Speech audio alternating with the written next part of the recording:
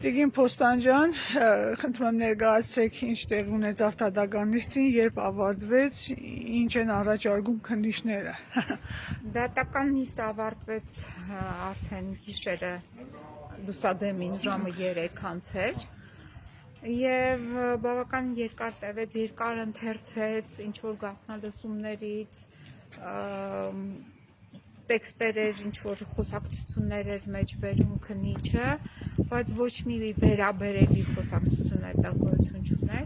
այդ խոսակցությունները ինքը մեկնաբանում էր իր ուզած ձևով, բայց ամենակարևորը այն է, որ այդ խոսակցությունները, որը մեջ բերվել էին, այսինքն թղթային տարբերակից էր նա ընթերցում, դրանց կրիչները էլեկտրոնային, թե ինչպես են դրանք ձեռք բերվել, դրանք ներկայացված չէին դատարանին։ Բայց բացի այդ նաև դատարանին ներկայացված չէր այն դատական ակտերը, որոնց հիման վրա կատարվել էին այդ գաղտնալսումները, դրանք էլ ներկայացված չէին դատարանին, այսինքն մենք չունենք նաև այդ դատական ակտերը։ Բայց պարզվում է քաղաքապետ դառնալուց անմիջապես հետո դատարան են մտնում եւ ստանում են որոշում գաղտնալսելու պարոն Վարդան Ղուկասյանին իր բնակարանում, իր ավտոմեքենայում, այսինքն այդ օպերատիվ հետախուզական գործողությունները կատարելու իր բնակարանում, իր ավտոմեքենայում, իր աշխատասենյակում, իր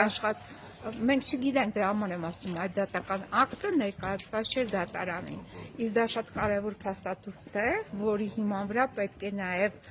որոշ չափով հիմնավորվեր հիմնավոր կասկածը։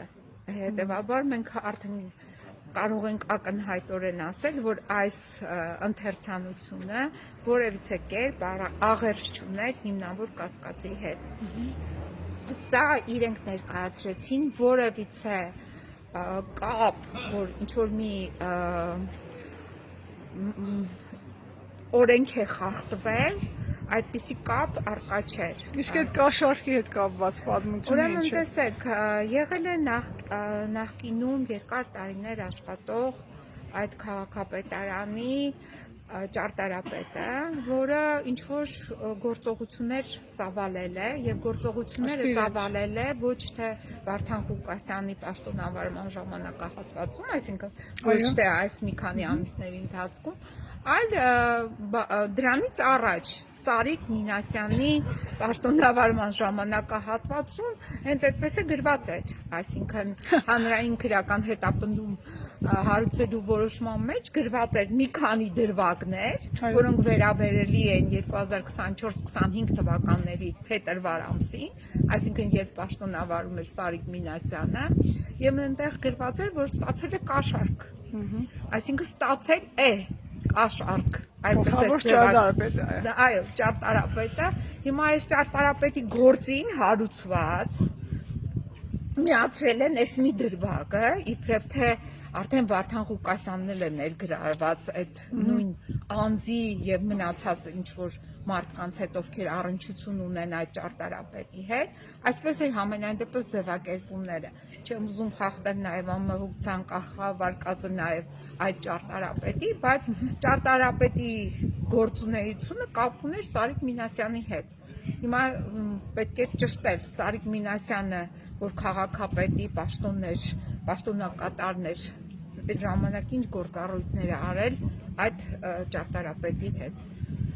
Եվ ինչ էին ուզում քննիչները, ինչ կանեն ուզում։ Ուզում էին կալանավորում 2 ամիս ժամկետով, այո, այդ ծայրահեղ միջոցն էին ուզում,